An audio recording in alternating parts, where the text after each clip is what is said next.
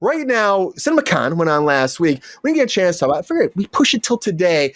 But Kevin Feige came on the big stage and he's talking about Doomsday. And we all know that Robert Downey Jr. is coming back to be Dr. Doom. But he said a big plot point is this. It's the Avengers, the Wakandans, the Fantastic Four, the Thunderbolts, and all the original X-Men fighting Dr. Doom. That's the idea for the next movie, which is a big fucking team up. When they announced Sir Ian McKellen, Patrick Stewart, James Marsden, my boy, I love James Marsden, also like Rebecca Romijn and Alan Tudyk, Alan Cummings, not Alan Tudyk, Alan Tudyk coming back, Alan Cummings. I got Tudyk on the mind, guys. I love Tudyk. Alan Cummings is appropriate. Coming back to be the X-Men, my idea was like maybe it's X-Men versus Avengers, and I hope that still happens. I hope there's a moment, one fight, you can call it like in the middle of the film, where the X-Men and the Avengers fucking deck it out at least one time for fans, please, guys. And then they all come together and fight Doom, which that'd be cool with me, and I'm really excited to see it because that's the first details we actually heard about this. Some little things are cool on the internet. People are saying like Halle Berry was on that chair because Kevin Feige said that he's still going to announce one more like release of talent going to be involved in this too. And Halle Berry said, don't hold your breath because I am not going to be on there. Even though online people are saying that she's in negotiations and the contract's not worked out yet. That's why she wasn't announced. We'll see. Also, they're saying the X-Men 97 might be this. There's a rumor going online that they're going to have like a Space Jam moment where like the X-Men animated versions will dive into this movie too. I think that's too far. I think that's bullshit. I don't think that's reality. I would think it'd be awesome to see, but guys, are we really going to see the X-Men from 97 jump in there? If I were a betting man, I would probably say no. Sorry, X-Men. Sorry. I love you guys, but sorry. But I would say this, though, too. A big thing else they're talking about is a lot of stuff is Robert Downey Jr. It's a big thing. People have been making fun of his hair. Not making fun, but talking about his haircut. Now, a picture came out from his birthday party as they're shooting. He kind of has it's kind of like broccoli hair, kind of like Superman. And people are going nuts, saying this is going to be not the right Dr. Doom. It's not going to be an accurate one. But they're also saying at the same time, rumors online are going rampant, that Marvel is not just going to have him be a one-off and done, but he's negotiating a new contract to be Dr. Doom into perpetuity. We're talking about that Tony Stark is now going to be Dr. Doom forever. Now, of course, there's some comic lore here where they got switched, where Doom and Tony Stark got switched. We'll talk about Sean with that. But also, does that make sense? This movie's coming out on May 1st of 2026. They still haven't announced Captain America, but I hear he's going to be Captain Hydra in the Fantastic Four. Is that true? Chris Evans, Captain Hydra? A lot of fucking news about Doomsday, guys. A lot happening. And you know what? I'm all for it. I know Sean is excited, but because Sean's excited, I'm going to go to GR first. GR! What do you think about all this stuff? Do you think that you're going to keep Robert Downey Jr. to be here for beyond 2 movies? That's a big, they probably have to pay him like all of Disney's money. Like Mickey Mouse, we'll have to roll out the fucking magic carpet and throw all the money to keep him on, I think. And do you think that this is a good idea? The Avengers, the Wakandans, the Thunderbolts, the X-Men all teaming together to fight Dr. Doom? What's your thoughts about this, GR? Well, first off, to me, he's never going to be Dr. Doom. I'm sorry, he's not. There's a lot of people like that, GR. A lot of people think the same thing. To me, he's going to be Iron Man for the rest of his life. Do you like anything about bringing the original cast back, though, GR, to do this new franchise we've talked about? Again, Jonathan Majors, would that have been better than this? Well, Jonathan Majors would ruin the whole show, but we won't. You're cranky. He's a dirtbag womanizer. I have any use for him. Yeah, that's true. I'm sorry. But bringing the original cast back, Brian, great idea. I mean, they're all good actors. They did well in their showings. And they bring back Iron Man and kill off Dr. Doom, as far as I'm concerned. He's not going to die, GR. He's not going to die, Laura. Other than they can kill off Dr. You know, I've still got my sniper rifle, Brian. I can take care of this. Yeah, GR's like, kill him now. We haven't even seen the movie yet. He's got 2 movies to do. Yet, what'd you say? He's got 2 movies. He's signed on for 2 movies. Plus, he'll probably go beyond that. So you can't kill him off yet. GR might be pushing for that, Laura. But PR, calm down, pump your brakes. Listen, you guys, I love a lot about what's going on here. I like bringing all the universes together. I'm somewhere stuck between the middle on bringing old cast back because it has been a really, excuse my language again, damn long time. It's been a damn long time, you guys. But I do love the original cast. I feel like it's really hard to change things like this. And I don't know. I think it's like I'm stuck in the middle between like my former years enjoying that stuff and like then wanting something completely new and fresh because Hollywood is recycling so much right now. And we see all the same faces all over again. I won't rub it in too hard that Brian has a little thing for Chalamet. Just coming up every single week. We talked about Chalamet on my show the other week, Brian, and I was like thinking about you. I was like, oh man, Brian wouldn't like this at all. Peppy doesn't either, right? Pepestar? Boom, shakalaka. Oh, thanks, Peppy. Oh, Pep.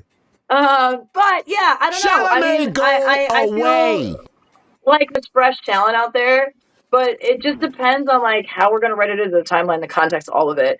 And like I am torn between my past loving those X-Men movies and all of those universes, and then wanting to see fresh content because I do want to see new work in LA with new actors and new faces. Such a big topic we barely touched on tonight is how much production is missing from Los Angeles. I was out, you guys, I'm off the market. I have a boyfriend. Hands are up in the air. I went to Whole Foods the other day and I congratulations, Laura. Thank you. She did it. She's taken for the moment. No, but seriously, you guys, we were in Whole Foods in Burbank, and there's this thing that says, like, let the credits roll when you go down to the parking garage. And I was like, is it even relevant anymore? Does it even fit like, what is this town going to do when there's no production here and everything is catering to, like, film and film reels and film roll? And it's like, where's production?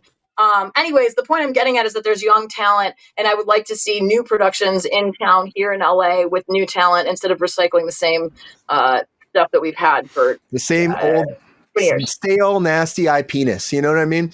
Yeah, I do know what you mean. But I'm going to say this, though, Laura, because I'm actually kind of excited for the old X-Men just to give them a swan song. You know what I mean? They never really had their ending. That Brett Ratner movie did not do that great. Like, give them a one-up and let them go out. They're probably going to the best thing for me is, like, have them do a big battle. You can kill them all off. Doom can destroy all them, whatever you want to do, and then reboot with new, young, fresh talent as the X-Men. That's what I think. I agree with you. And I do think that, and arguably, that cast was very well cast. I mean, it was like nobody that didn't fit their part. Everybody was perfect. You had generations coming up on this cast, and you're correct in saying that there wasn't like a final button to close it all up and make it neat. So if this is executed correctly, we're all going to get that gratification that we've been waiting for in this industry, in this little world of X-Men that we've had and all these crossovers. If they do it wrong, everyone's going to be mad as hell. Oh, 100%. They're fucking release the Kraken on the fucking Marvel. It'll be horrible. Yeah, Rotten Tomatoes is going to be blowing up. You're going to have all the reviewers going nuts. You're going to have all of LA going nuts. You're going to have all of our generation being pissed. I mean, it's a big gamble, right? That's you got to do it right or just don't do it at all. And I shouldn't even be talking. This should be Sean's stuff. Sean, congrats on your win tonight, by the way. He is a legend of the comic book world, and I want to know what he thinks about it. Yeah, we gotta give Sean a chance too. But I'm gonna say one thing before I go to Sean though too is that I'm really bummed, but I knew it was gonna happen. That this is all shooting in the UK. You know, it's like they have these massive tax cuts, UK. And so they're filming at Pinewood Studios at the UK, and nothing's keeping businesses or productions here. That traveling circus is setting up shop in the UK more often, and even DC. James Gunn was talking about, like, with everything they're doing, they asked him, will you bring that back to LA? And he goes, well, it depends on the tax incentives, but if it's not there, I'm leaving. Which, again, is the worst idea because we are the hub of Hollywood, and the hub needs a little loving these days, guys. Rub the hub, love the hub, rest the hub. We don't have the people happy. In charge to make those incentives really glow. We did have some improvement this year, if you guys didn't know. I think it was $100,000 boost in tax credit, but what that means in LA is like chump change. It's not enough. It's not enough. That won't even get you an apartment.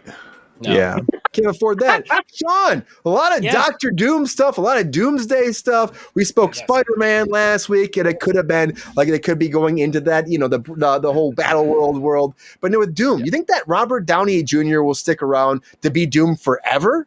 And is there something that works for the comics for that? And also, like, that haircut, is that enough to make you think that this is something? The fans did a whole artwork. I'll put that artwork up there too. There was a fake artwork that people are saying it was a comic book where he had that hair, and that's why he looks so different. But here's the hair, and tell us what you think about this, Sean. Okay, let the man have a haircut. He's a man of a certain age. When my dad started growing his hair out and looking like he does, I said, "Go with God, Dad. You're your own man. RDJ's his own man too. This is who the hell cares? It's a haircut, guys. Okay. I don't know what the hell that is. I don't like it. It came out saying he was going to be this Doctor Doom, but it came to find out it was actually a fan that made a fake comic in order to be like, this is Doctor Doom from a different comic book era, and then everybody went fucking nuts online. Like, they're doing this? What's he fucking wearing? You know what I mean? This is where the internet goes wrong sometimes. I hate the internet sometimes. The internet was a mistake. Let's be honest. By the way, congratulations, Laura, on the boyfriend. We're really proud of you. So there's a lot to unpack here. Can I start off with a little show and tell, Brian? Sure. So we were talking about when does Iron Man become, when does Tony Stark become Doctor Doom in the comics? Well, I've got it for you.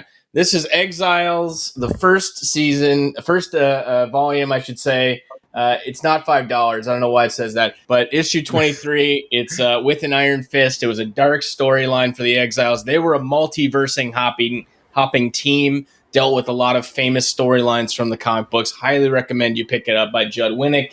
It's in reprints. You can find a ton of that stuff. That's number one. Dr. Doom did become Iron Man in the comic books. He was infamous Iron Man, and that was after the results of a comic-wide event that left Tony Stark in a coma. And he essentially became just a sentient AI, and Dr. Doom was trying to be a good guy. And I believe it was after Secret Wars this probably came in. Yes, it did. The most recent Jonathan Hickman Secret Wars, not the 80s Beyonder mumbo jumbo. So that happened. True. So, yes, there's some precedent for this. It's not necessarily the Exiles. Have you heard of that before? The Exiles? Is that what it's called? Exiles. Exiles. Exiles. Okay. And yeah, this is with an iron fist. It was 3 issues, I believe. It's a fantastic story. Read it. Very good. Couple of other things I wanted to mention here. It was interesting. I think we talked about this last week where you were we're talking so much about the names we did see. Not a lot of talk is going on for the names we didn't see. And I just thought about this too. I don't recognize, or I'm not even sure if we're going to get anything related to the X-Men First Class, the James McAvoy, the Michael Fassbender era of X-Men. Where are those X-Men? Are they even going to show up?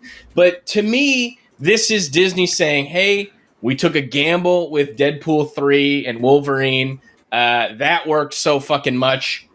Let's give it back to them. I desperately want them to relaunch this whole universe. I think it's time.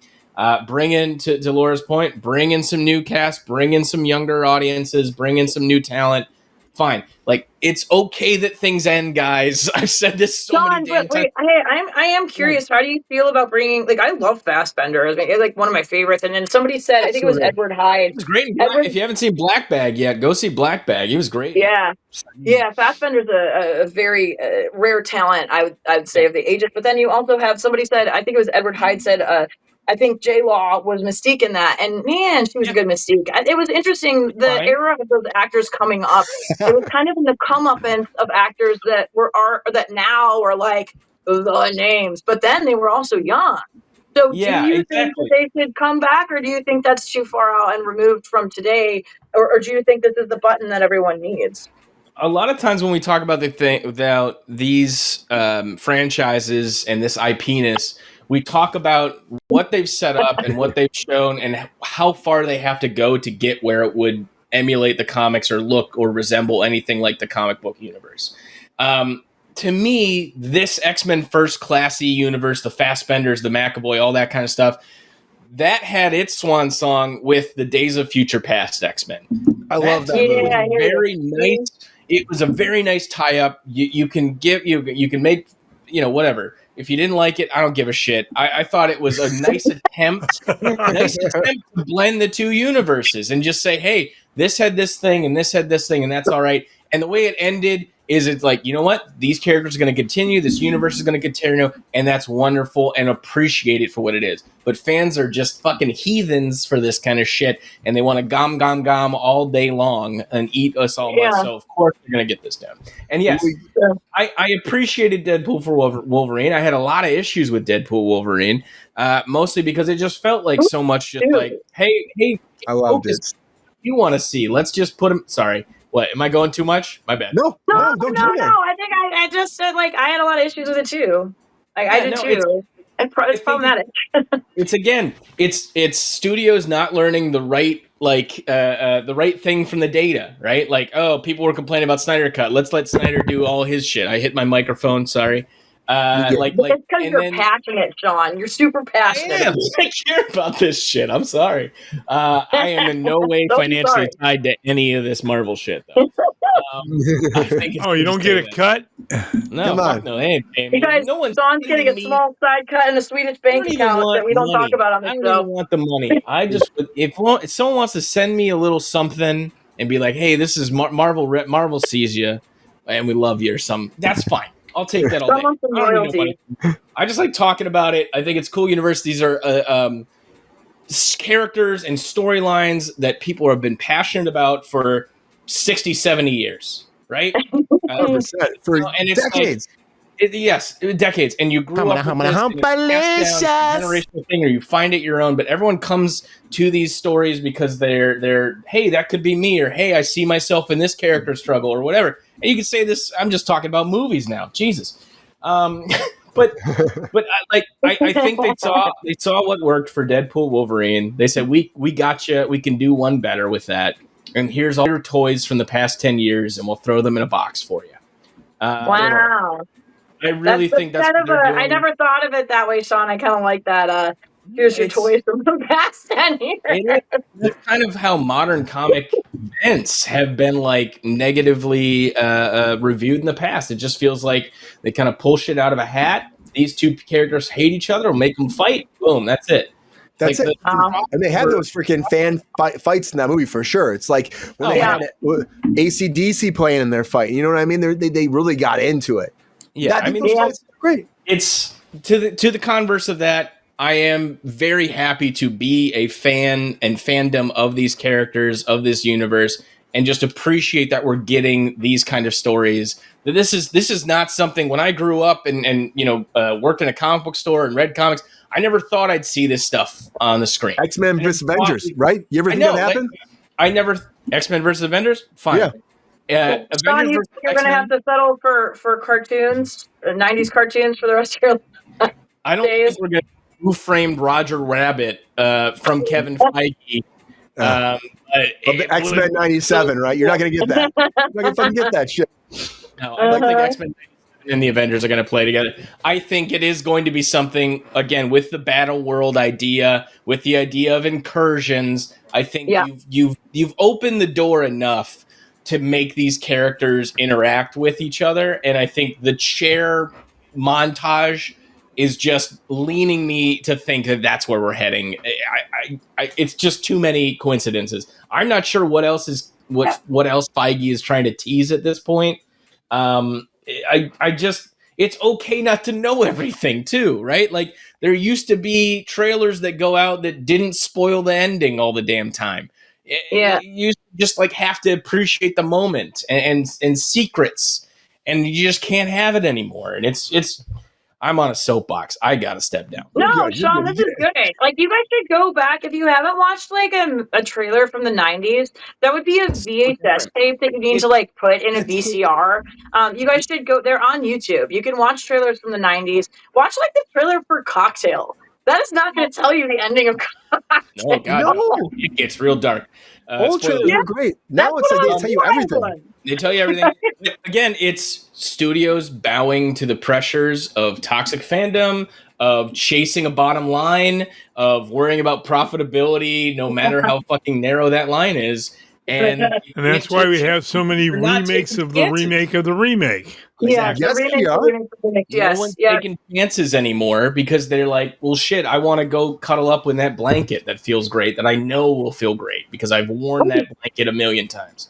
It So, John, I smells have great. a serious question because I actually can't tell from the way that this conversation has gone. Are Yeah. you excited to see this, or are you like apprehensive, or like how are you feeling right now? Because this is like your world. So, what's up? I will always be excited about these kind of movies coming out because to me, I'm grateful that it exists in the first place. Great Like, attitude. I Yeah. think it's fair to like, I am the first person to tell you, we didn't need a Craven the Hunter movie. We didn't Yeah. need a police movie. Fucking Craven. GR's favorite was Craven. We didn't need Yeah, right.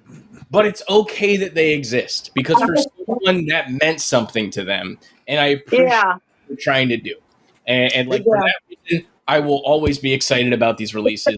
The quality has dropped off immensely, and everyone feels like they have to be quippy McQuick quip. That's it.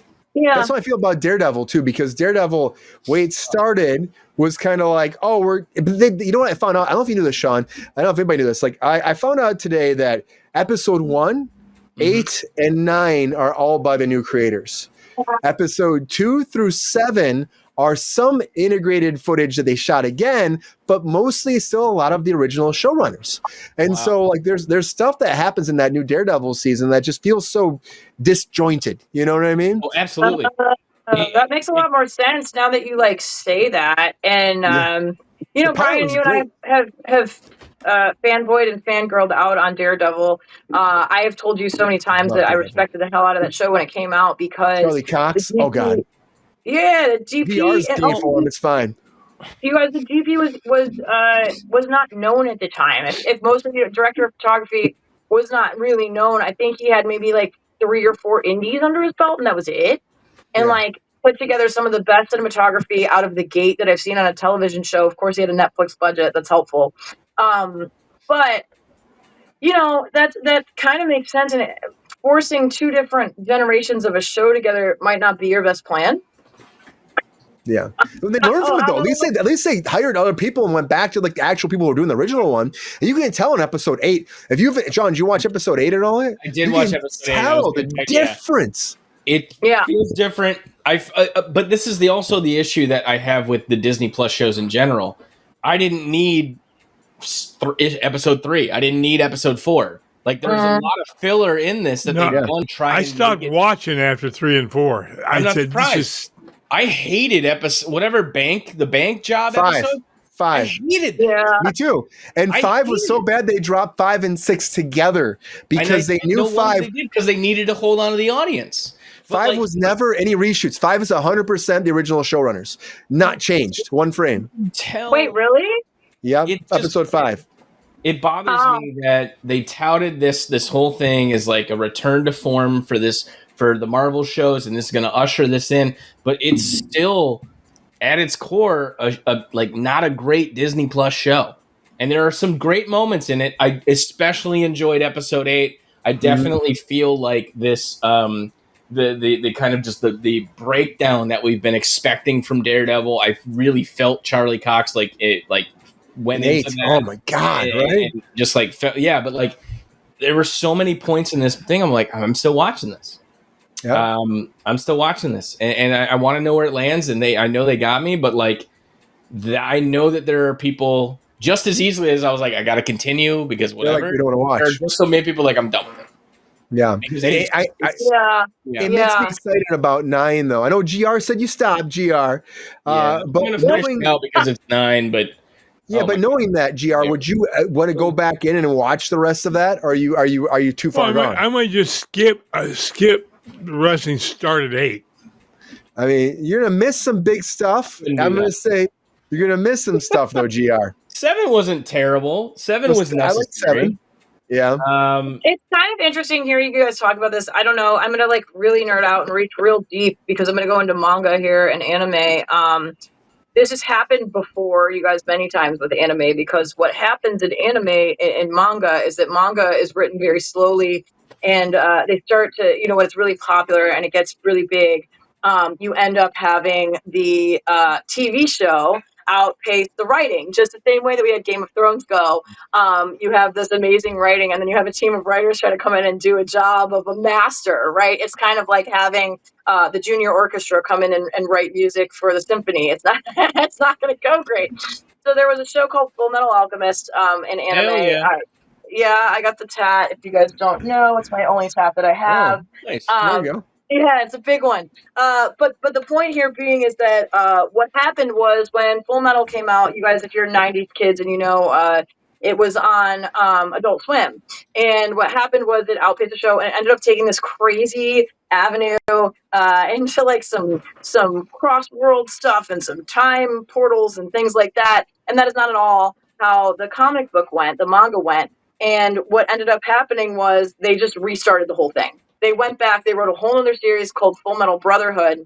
Mm-hmm. And basically what the first series did, which is like many sets of discs back in the day, if you guys were watching DVDs, it was many seasons on DVD, probably like 8 or something. They went back and did that in like 4 episodes, and they were like, and here's how the rest of the story actually goes.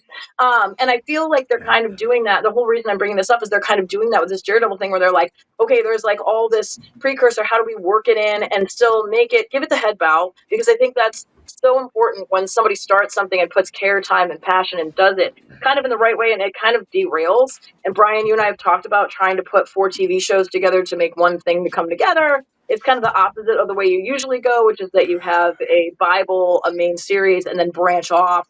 And I think that was a big fail. Yo, player, if you enjoyed this video, please like and subscribe and hit the bell to be notified when we are live. And if you are able to join our Patreon, please join. Because the Pepestar needs more snickety snacks. Because I'm hungry. Holla back. Love y'all.